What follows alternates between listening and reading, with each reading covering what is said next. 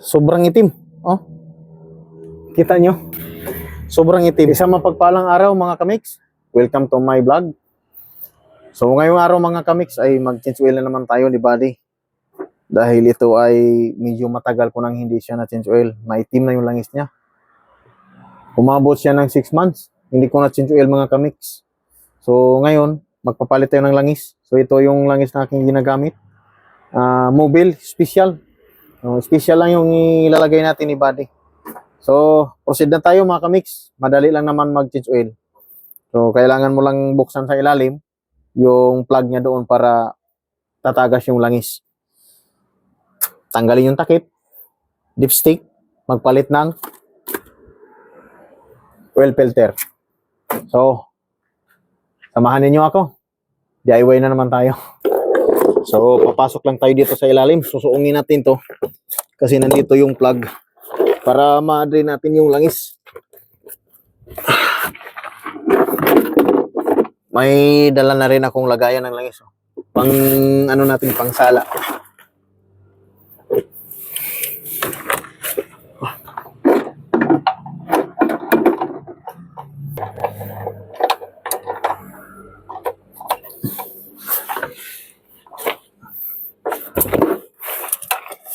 Ayan.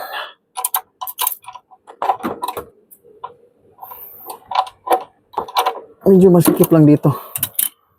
Ayan na. Lumuwang na. Yun. Grabe. Sobrang itim.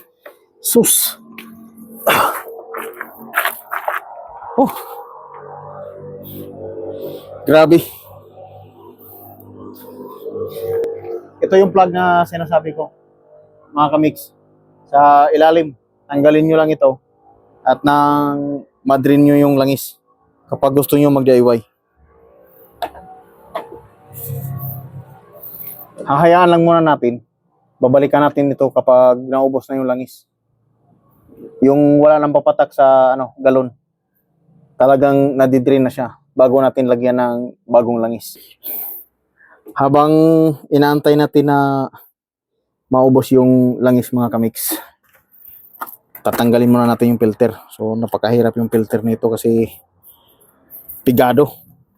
Hindi mo basta-basta madukot. Masikip.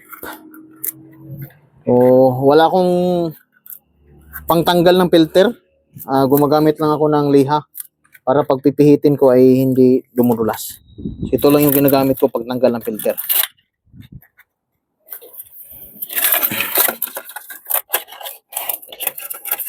Ang hirap na. Talagang masikip siya.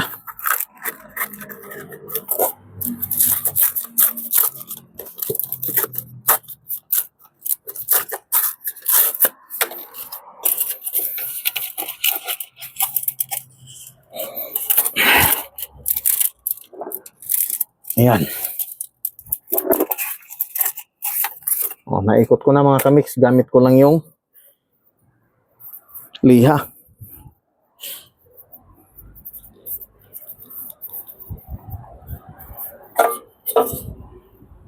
Ayan, natanggal na yung filter. Ito na yung filter mga kamiks. Itim na rin.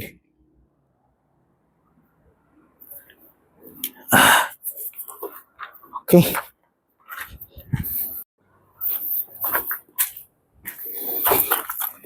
Kukunin na natin yung langis dito mga kamiks dahil hindi na tumutulo.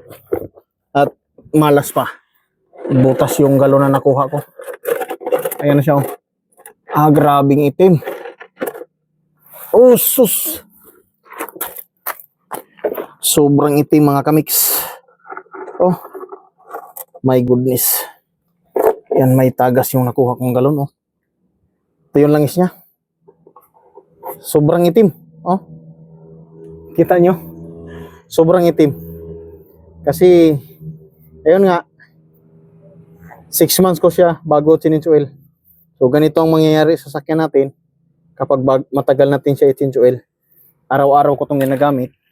Tapos, 6 months bago ko siya change oil. Yan ang nangyari. Napakaitim ng langis. So, dapat pag araw-araw, kailangan 6 months at 3 months. Yan, mga 3 months, 2 months. Depende kung gaano kalalayo yung tatakbuhin niya nyo. Pwede na yun. Mag-change oil na kayo ng 2 months to 3 months.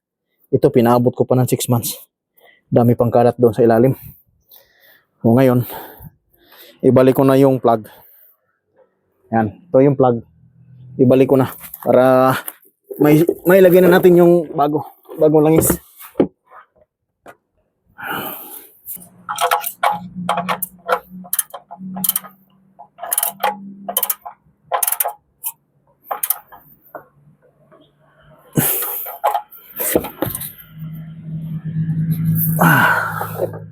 Ayan. Nailagay ko na yung plug. At ngayon pwede na natin ibuhos ang langis. Pero bago natin ibuhos ang langis, ilagay muna natin tong filter niya. Yan. Kabit na natin dito.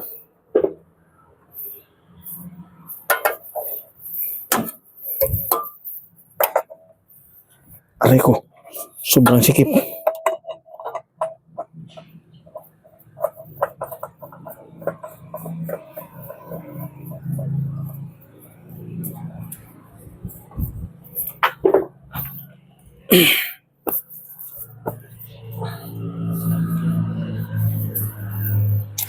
Ito lang din yung gagamitin natin panghigpit.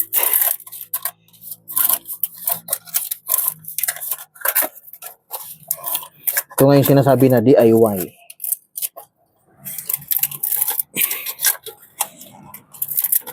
Hanggat hindi na natin siya mapihit. Hanggat maubos yung lakas natin mga kamiks.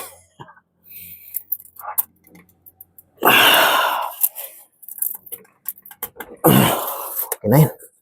Mahigpit na yan.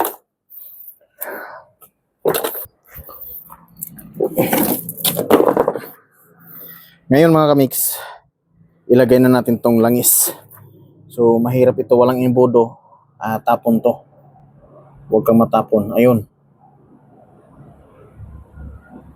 Wala nang imbudo pa.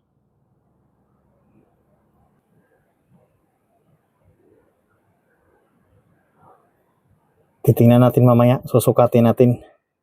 Baka mamaya sumobra. Malulunod naman ang makina kapag nasobrahan sa langis. Baka hindi na tuloy makatakbo. Tatakbo naman, kaso lang iba yung hatak.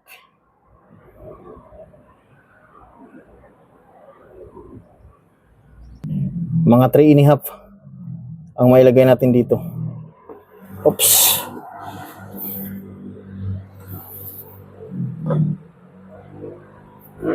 Kunti pa.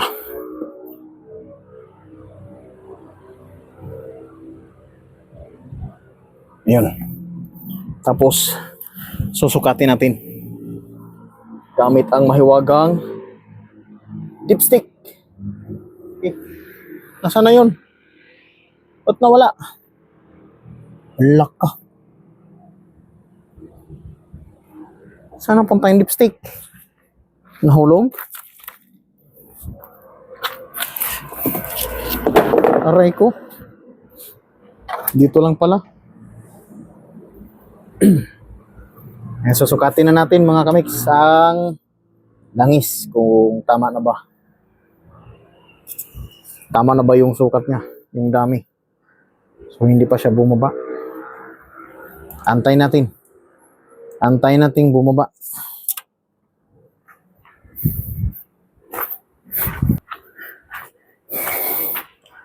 Bumaba na siguro yung langis mga kamiks. Ayan. Titingnan natin kung okay na ba. Ayan. Okay na siya.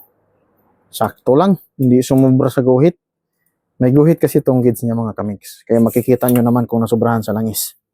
At dahil okay na, takipan mo na. At ayan na nga, natapos na yung pag-change oil natin. Ganun lang kabilis ang pag-change oil ng Toyota Corolla. DIY lang ito. So, pwede nyo ramang gayahin kapag ayaw nyo ipagawa sa iba yung sasakyan ninyo. Pwede kayo mag-DIY. Pero make sure lang na tama yung pag-DIY ninyo. Huwag nyo lang kalimutan yung plug doon sa ilalim. kapag magbuhos kayo ng langis. Kasi pag hindi nyo naibalik yung plug doon, sayang yung langis ninyo, mauubos lang din. Kaya bago kayo magbuhos ng langis dito, nakalagay na yung plug doon sa ilalim para hindi maubos yung langis. Ngayon, pandarin na natin.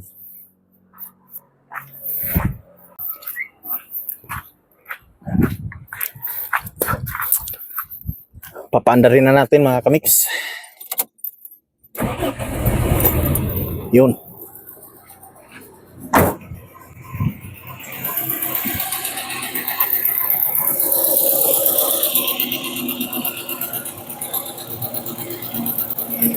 Mandara mga kamix. Isilipin lang natin dito sa ilalim kung hindi ba tumagas yung plug. Kung mahigpit ba yung pagkalagay natin. Ayan, okay. So, ayun na nga mga kamix. Natapos na tayo mag-DIY. So, ganun lang yung pag-change oil. Sobrang itim na yung langis, oh. Pinabayaan ko kasi, pinaabot ko ng 6 months. So, dapat wag natin gawin yan sa mga sasakyan natin. Kasi pag tumitigas yung langis mga kamix, maiwan siya doon sa loob. O kawawa yung makina. So, hanggang dito na lang yung vlog natin. At kung bago ka pa lang napadaan sa ating channel, paki-subscribe naman. At pahit na din ang notification bell para updated ka sa ating i-upload na video. Thank you for watching. Shout out sa lahat.